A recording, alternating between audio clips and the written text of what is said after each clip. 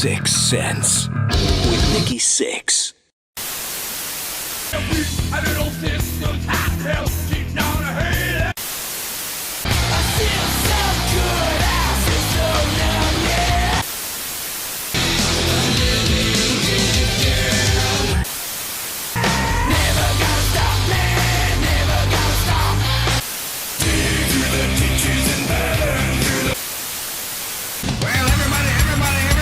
Everybody's fucking in a UFO!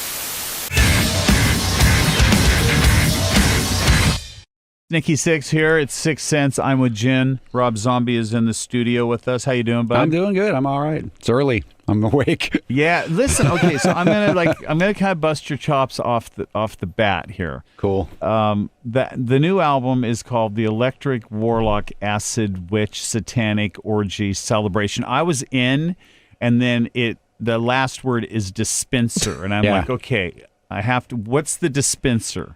I know you're a smart guy. The music itself, man. It has to be dispensed the music's the dispenser. somehow. See, that makes sense. We were This is so rad. Dumb title. He goes, what is the dispenser? Where does that even come from? Because I'm like, perhaps it's your iPod. Perhaps it's your... Oh my God, can you imagine the scroll your Victrola on your car when it starts to play the album and it just keeps going because the title's like never ending? The song's over. So 12 songs on the album. New single is out right now. Well, everybody's ... in a UFO. We can't say what the dot slash curly Q. So how you feeling? You know, this is your sixth studio album. I want to, obviously you're happy to make music. You've been making music since 1987, I think your first record. Yeah, actually 85 was the first record. 85. But, yeah. So you've been in the game forever. How do you feel it's changed? I mean, I think, it's weird. I just had this conversation with somebody. I feel that it's changed because I think that rock music is no longer the dominant music. It just isn't. Mm-hmm. And then everyone complains about it. And I thought, well, maybe it's just changing. Mm-hmm. Everybody thought swing music was the dominant music in 1920 or big band music. Things just change. Mm-hmm. And country music's not really country music. It's sort of like half-ass kind of 70s rock, isn't it? Yeah, I mean, you listen to it, and if you're like totally into Buck Owens, and then you turn on Country Music Awards, you're like, what is this? Yeah. This is no.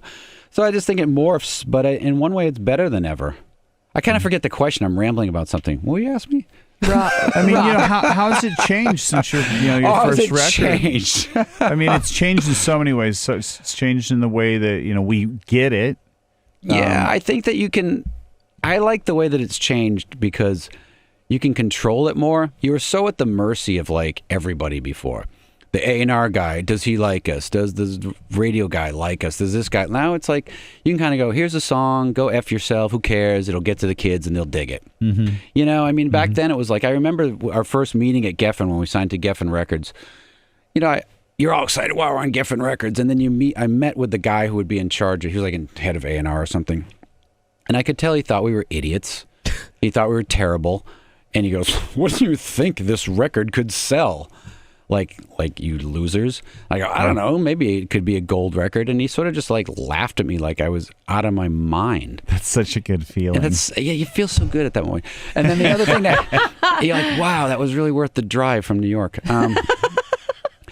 But and by the way, the label was in L.A. The label's in L.A. Absolutely. Yeah, the label was in L.A. But the funny thing was, I remember that's when they signed Nirvana, and they were sort of like, "What are we supposed to do with this?" Sure. Like they didn't know what. I mean, Whitesnake was what was their big act at the time, and Guns N' Roses and stuff. So they didn't know what to make of all these like weirdos coming. It's always that way. When a label signs a band, they're going to throw it against the wall, which I've always had a problem with.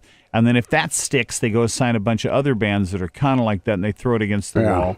But now the turnover rate's so much faster. But for rock, they don't even want to throw it against the wall. No, they just want to throw it in the garbage. Throw it in the garbage. But there are fans out there. I mean, you're going on tour right now. Well, that's the funny thing. You're going to sell out arenas and you're doing festivals. I mean, it's kind of like when I went to see you guys when you played Connecticut because I live in Connecticut, which was so great. It's so great being like the only guy on the guest list. Yeah. You don't go to the LA show, you go to the Connecticut show. In Connecticut, yeah. Everybody's like retired investment bankers. and I was like, it was like so great. I mean, the show was great and the fans were great. And like, it's just so weird that everyone doesn't treats it like, oh, well, yeah. It's a real culture. Yeah, it's like it's always been a real culture. Yeah, you can be like selling out arenas everywhere, and you're like an underground band. Yeah. It's bizarre, but I guess it's cool that way because it's not based on fads.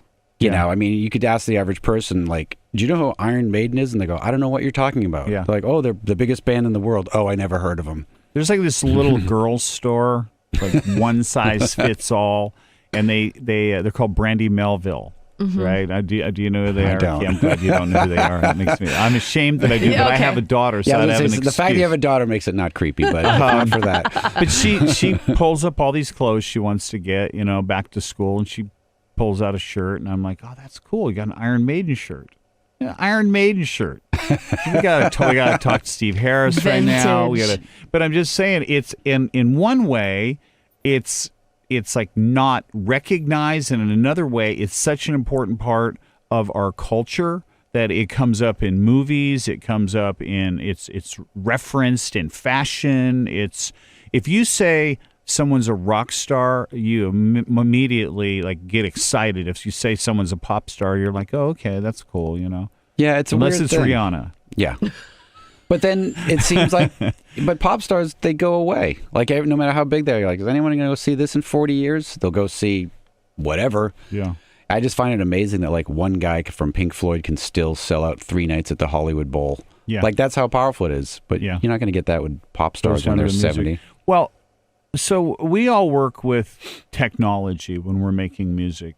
Sure. And you can use technology as a guitar. You can use it as a tool. You can use it as a drum, or you're programming stuff. And I know that you've used it a lot in your music, and it's a fine line between being just a processed pop thing and using it as another tool.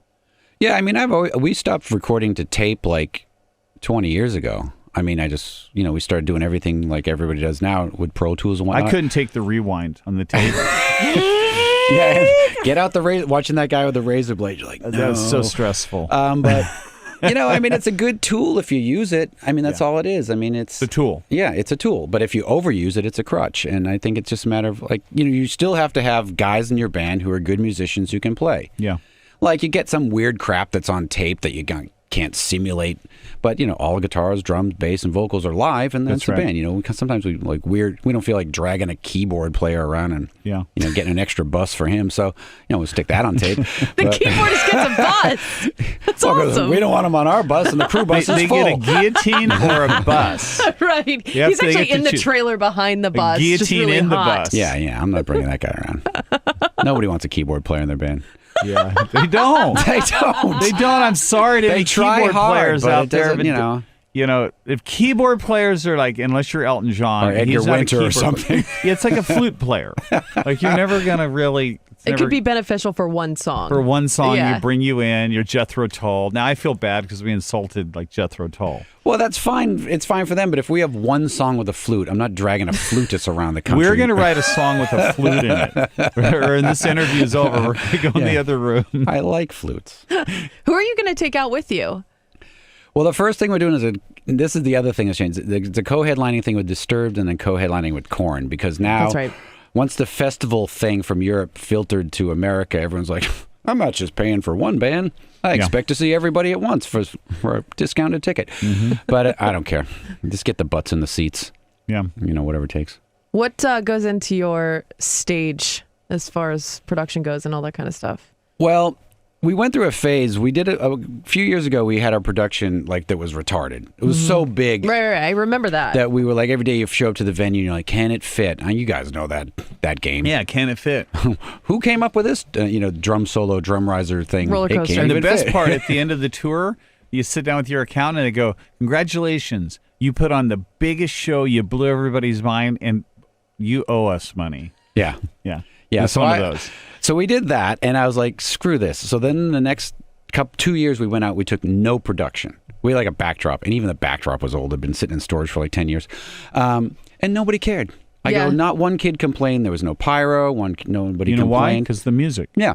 That was the same thing when I saw your show. I go, this production was spectacular. But I go, Yeah. you know what? I would like this just as much with nothing, because it's just those guys who are only those guys in those songs, which are only those songs. Right. And And boy, do you make a fortune when you don't bring up production. I just every and time you can change the ticket price too. Oh, it's yeah. true. You I know, didn't even think of that. Ticket prices are a direct, connection to how much the show costs. In a lot of cases. Yeah, because every time I would see a confetti cannon go off or something, I would just see money exploding in the air after a while. That is money going out. It of the really audience. literally is money. Audience is grabbing it. We could do it like Alice and put actual money in it. Totally. We might as well because it costs a fortune. So now we're kind of going halfway. Okay. Like big enough show that it's kind of crazy, big psychedelic thing, but not being mental. Yeah. So it's Siegfried and Roy, which is what I felt like after a while. I think I'm playing a show with you somewhere. You are. We groveled onto it. I think Where we is groveled. Is it Rock on the Range or? No, it's. What is I think it's you and. I forget. You and Corn. Oh. Or Yeah, I saw or that you on and the sketch. Disturbed. Oh no, it's Disturbed. Is it They're in like Florida? we don't have anybody on the bottom, and we could use like a local band, We wanna or we give could some- use 6 a.m. Let's We're give like, these can we kids have a break? shot? Yeah. Can we just have one shot? Rob, I got an email from Rob. Well, I guess. That's why he said, I guess. Sure. So that's gonna be fun. Uh-oh. So does it get old to you being on stage? Are you still so passionate about it No, that it's you a love every blast. I second? mean, it never gets old. I mean, it doesn't. I mean, the songs get old, but as long as the crowd likes them, it's still exciting. It's like you have mean, two they're all lives, old to though. me. I feel like with the movies and the music, you have two wives, and I always think I wonder if he has to pick one or like a favorite kid. I wonder. Well, if, I mean, the hardest part for me is making both work time-wise. Balance, because yeah. the movies take a lot of time. From start to finish, you're just out of commission for a year, 2 years. And I don't like to be away from... I used to be away from the music for that long, and it seemed like if you disappear for 2 years, when you come back, you got to reintroduce yourself to everybody again because they forget so quickly. So now with this, I would shoot the movie, go on tour, come back, edit for a while, go on tour. So I was never gone for that long. But that makes you kind of mental. Right. I Because don't know when how you you're do that. sitting in an editing room all day for months and months, you're not in tour shape. Because when you're in tour shape, you're like 10 pounds lighter and you're all in great shape. And then you get all like kind of like sloppy sitting around the editing room shape. It's gonna be hard to balance know. it. Even though they're both creative outlets, It's really weird. I can only imagine. Because one, you're like, if you're on stage, you're the guy everyone's got to look at and you have to be entertaining. But with a movie, I'm the guy nobody has to look at. I'm behind the scenes 100%. It's all about the people that you're looking at in the movie. But So you write it too. Yeah, but you get used to not being, like, you're not important. Yeah. I mean, you're important. You're running the No, whole show, right. but no one needs to look at Yeah. you. Yeah. No matter how you look or feel or act, it's like it's all about what you're thinking and what you're doing, not how you can look. you edit on the road? Can you I never write have. on the road? I used to write on the road all the time. I think I could do it before because the band wasn't hanging out so much. Like now the band, we're all such good friends, we're always hanging out because before I remember I would just lock myself away in the hotel room and write. I would generate scripts that way, but I don't anymore. It's like, it's just like off the bus. Off the stage on the bus and watching Family Guy. I can understand that. No, I understand. Or American that. Dad, maybe. I don't know. It's a challenge, but so 31 debuted in January at Sundance, and I know you were fighting the NC-17 label. Yeah, is that right? And you got every it time. to an R. Yeah, we got it to an R. Every time, every movie's got an NC-17, which is a drag because that was created as a response to X. Because X was originally created for adults and then became XXX, and then everyone associated that with pornography, so that rating was screwed. So they came up with NC-17 thinking, we can have adult content movies. That's around violence, not necessarily sexual. It's not porno. No, it's not. It could be or not be, but it was just like, say, something like Midnight Cowboy. That was rated X when it came out. Or Clockwork Orange. They're just adult movies. Yeah. But then the theater's like, well, we won't show anything NC-17. So you have this legitimate rating that you can never use because the theaters have all basically banned it. So you got to fight for the R rating. What do you have to do that? It's ridiculous every time. So the worst one was when, with my movie The Devil's Rejects, the notes came back from the MPAA.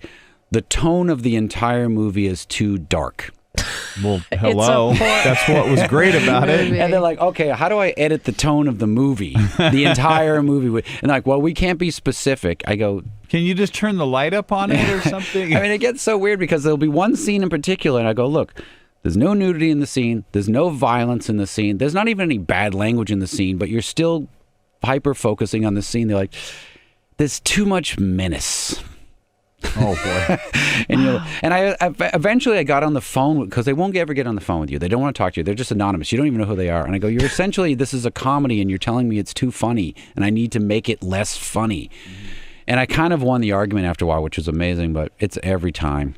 And the thing that really blows now is that HBO doesn't even have the same rules. So I'll be watching, I remember watching The Sopranos going, we couldn't even get away with that in an R-rated movie, but it's on HBO. So now R-rated movies seem wimpy because there's more crap on Walking Dead that they can get away with than we can get away with because they don't have the same rules. So let me ask a question. What if you were to make movies for HBO? You would have, as you are as a creative person and like where your mind likes to go, and I see where you go visually and lyrically and musically and with movies, is now it like wide open? I mean, it is and it isn't. I mean, I guess, HBO is like the gold standard. I mean, there's probably, HBO is now like, oh, well, if you're Mick Jagger and Martin Scorsese have an idea, like that's like, HBO is like the total gold standard for it. But I mean, there's other outlets, there's Netflix, but now Netflix is like that.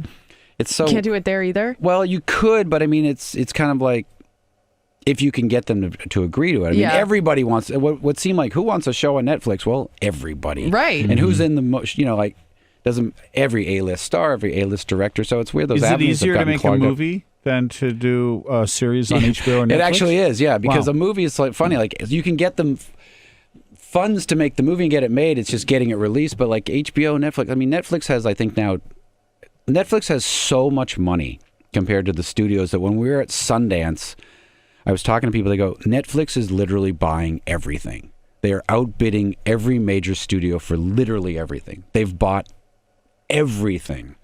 They have 27 shows in development. I mean, they're like a juggernaut that no one can compete with, which is great. But I mean, but I feel like they're not taking a risk. I don't know. I mean, I feel like they're so safe in where they are with all these shows and all these movies that it would be nice to watch somebody that big and that prominent take a risk on something. I mean, I don't know. I don't know what the process is. I never dealt with anyone from Netflix, but I mean, we're going to make a phone call. Imagine the meeting for Walking Dead. Yeah, right. We get this idea. And you got a gatekeeper going, well, we'll get back to you on that. Yeah, no, I mean, everything that's huge is something that everybody said no. I remember there were two golden rules. I remember when you'd be in like meetings of like, and they would always say, nobody cares about movies with pirates and nobody cares about dinosaurs.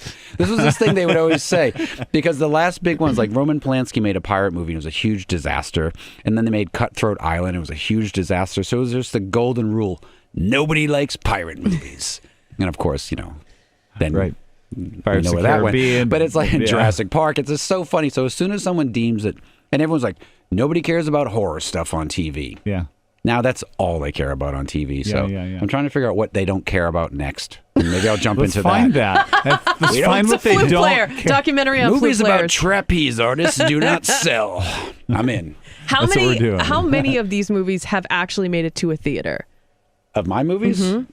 All of them. Okay. Yeah. So when it says limited release, That just means the amount of screens. right? But does that mean that like I could go down to Burbank and pick it out of an AMC and go and watch it, or does that mean that you have to look for kind of the independent theaters? Well, yeah, it depends. I mean, the movies I've made haven't really been independent-ish, so they're not usually at like Sunset 5, where like like the new Woody Allen movies playing or something. They seem like they're actually mainstream. Yeah, they're pretty mainstream. So I sometimes, like when I made the 2 Halloween movies, those were just like 4,000 screens every multiplex everywhere. But I always wondered, like, well, how So, by the way, after you did, could you loan me some money after you did those? I just wanted to say. I know those. I've been using a lot of confetti Those cannons. were a good payday. I must admit.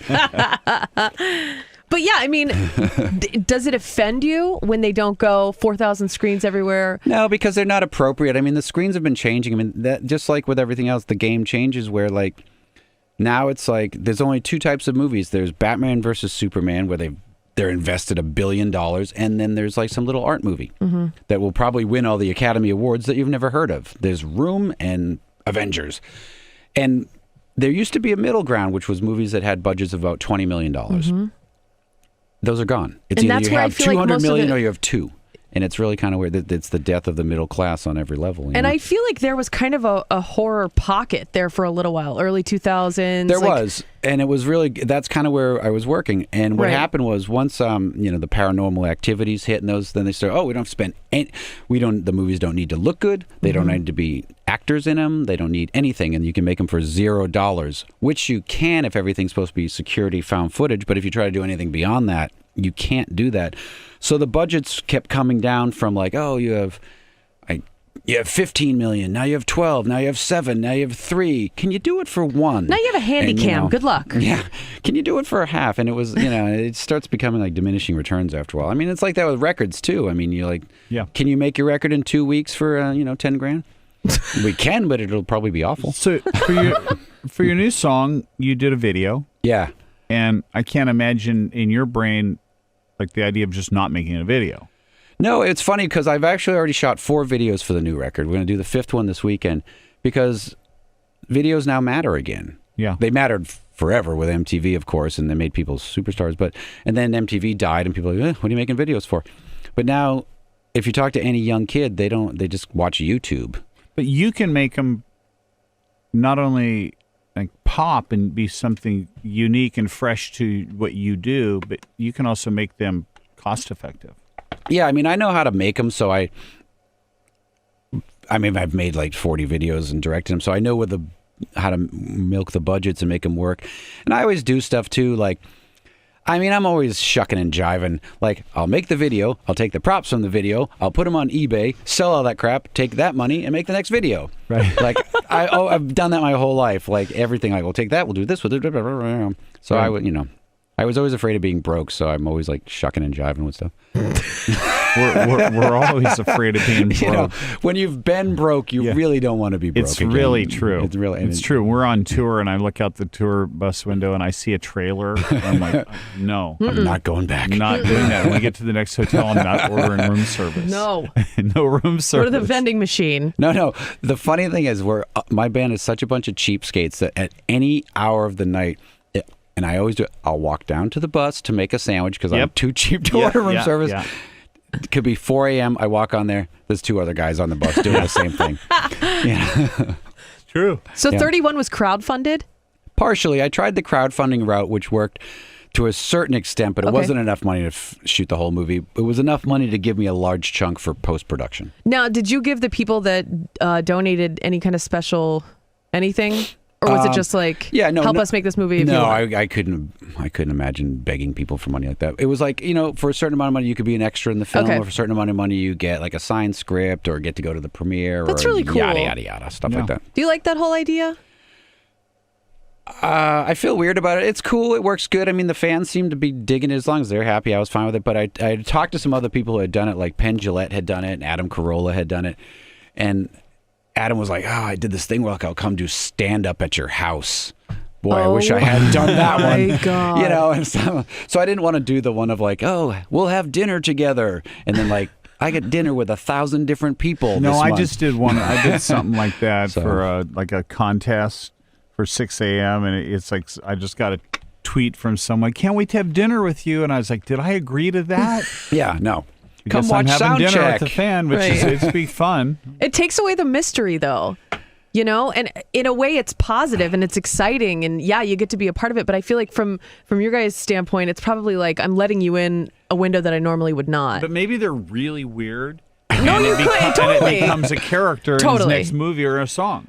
Yeah, it's tricky. Especially when you say someone's going to be an extra. That's you never know who you're going to get. Mm-hmm. Yeah, can they act? Can they what? Well, you just assume they Am I cannot gonna act. die? Yeah. So you take that off the plate right away. But you don't know It's the body Jen, type. that's why you could be an extra. That's not funny.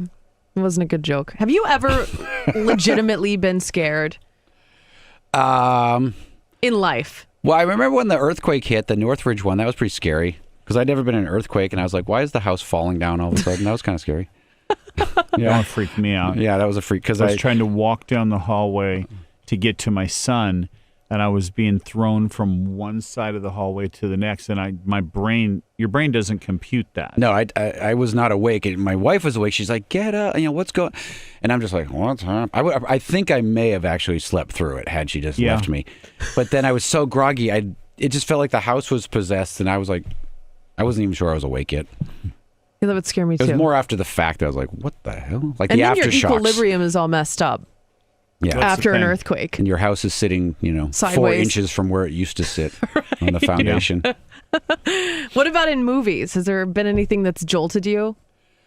Yeah, I mean, all the time. I mean, not, once you know how movies are made, they're not scary anymore. Right. I mean, they can be, but they kind of ruins it. But, since 1975, Jaws has ruined swimming forever. Still has. I saw The Exorcist when I was a kid. Freaked me out. So, when I had kids, Yeah. they were like old enough. I said, we're going to watch them. Freak you out. Because now I want to be part of the process, right? I Yeah. had to sneak out to see the movie. Right. They're like, this movie's stupid. This name's lame. It's like, are you kidding Don't you hate when me? that happens? I remember showing somebody Taxi Driver, like, you gotta watch this, is the greatest movie ever. Yeah. And like half an hour later, like, this movie sucks. Can we change it? I'm like, Yeah, "Thanks." Raging Bull. Does it ever, like, Does it ever get color? why is it in black and white? What's wrong with it? No, I remember. I actually remember the first time I had it when I was, I don't know how old I was, but I babysat my brother for the first time. He was young, and I thought this is gonna be funny. We're gonna watch The Exorcist because it was on HBO had just started. It was on HBO, and we turned it on, and I was trying to be cool, like, yeah, we're not gonna watch that because it was Yeah. freaking him out, but it was freaking me out too. Yeah. I made it sound like I was doing him a favor by turning it off. Yeah. I really that wasn't. movie still holds up. Did you watch WrestleMania? Which one? The last one? Sunday? You didn't watch it? I don't know. No, why? I was Was just it a good asking. one? No, yeah, it was a really Last one I good saw, I one. think, involved Andre the Giant. Okay, so I'm a great. little behind the curve. Fantastic. Would you consider? I think I asked you this when I saw Wrestling, you I back would. in Cleveland. You would? No. Okay. Yes. Shut up. Would you consider doing games? Like video games? Mm-hmm. I don't know why people always ask me that, and I always say no. Yeah, I don't Because you'd be know good why at people it. ask you that either. Because I don't- Stupid question. I hate So all the dumb. guts inside your body Is right there now. any research? But inside of the room? seriously, you'd make No, a I don't killer play, game. But I don't play video games, so I can't fake it. I don't know what people like about video games. I don't play them. So What if you base it off the comic books and you I just? wouldn't know if it was a good game. Okay. Because I don't play them. And also, at the times I've gotten involved with companies for maybe doing that, I realized the lag time between conception to release is Oh, yeah. so long. They don't really like to make games on things that aren't a sure thing. Mm-hmm. Because they don't know, oh, well, yeah, you're popular now. In 2 years, who's going to give a crap?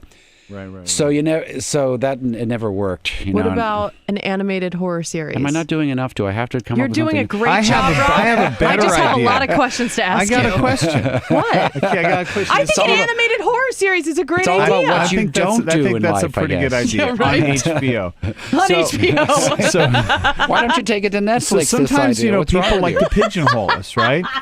They like to go Rob Zombie. He's the scary guy with the scary music. Oh, I I even know watch where you're Walking going. Dead. And so now we got an idea. We're gonna sit down. We want to do a romantic comedy. Yeah. Yes, you and Nicholas Sparks. And would they let you do that?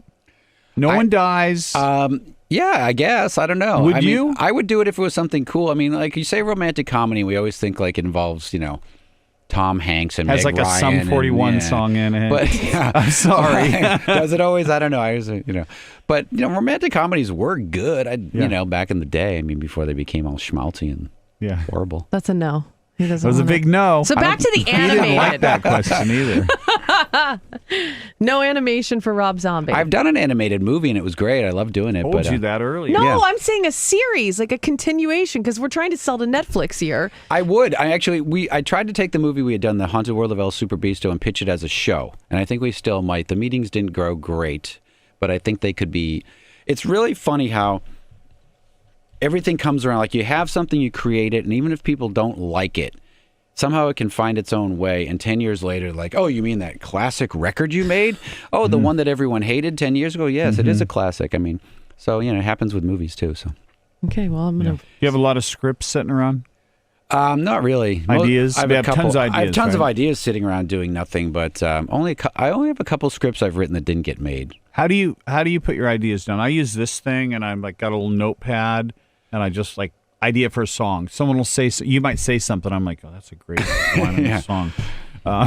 Animated. Yeah, thing how do you on do Netflix. yours? Do you have like a pad? I mean both. I mean, obviously, if I think I'm going to forget it, I'll just talk it into my phone so I don't Yeah. forget it.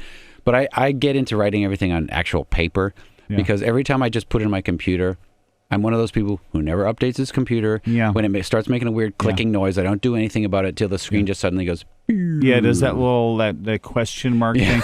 What if we exchanged our ideas on our phones? Like I gave you all my ideas, you took all yours. It probably wouldn't work. Yeah, then you go, oh shit, I dropped my phone in the toilet. I've got a Had all song your ideas called on it. The Warlock, Dead, Killer, Satanic, Hearse. And he's like, that sounds like something I wrote. It wasn't.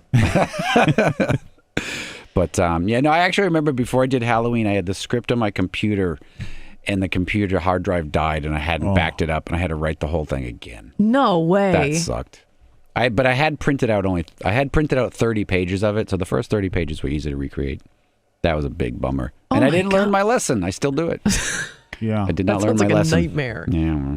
Going to the Geek Squad. Hey guys, wrote a movie, lost it.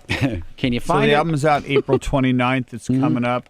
Pre-order now, right? Yeah, go to iTunes, Amazon, wherever you buy crap, and Get it. Let's get it Are on. you doing the Grat tracks? You get Grat tracks? we're on your grat tracking all over town. Oh, I never heard that phrase till like 2 weeks ago. Yeah, I use it, but I really don't know what grat means. You know? Gratuitous? Yeah, I don't know. I don't Or, like that word. It sounds Free. promiscuous. You're welcome. Here's your grat track. Here's your grat Yeah, I track. don't know. I guess if you pre-order it, you get a couple tracks in advance. Yeah. I guess. I don't know. That's what Well, we'll see you out on the That's road. what the kids are doing. Good luck with the record. We'll the see you Electric somewhere. Warlock, Acid, Witch, Satanic Orgy, Celebration, Dispenser, Rob Zombie out April 29th and touring, co-headlining with Korn and Disturbed all summer. Europe and America, right?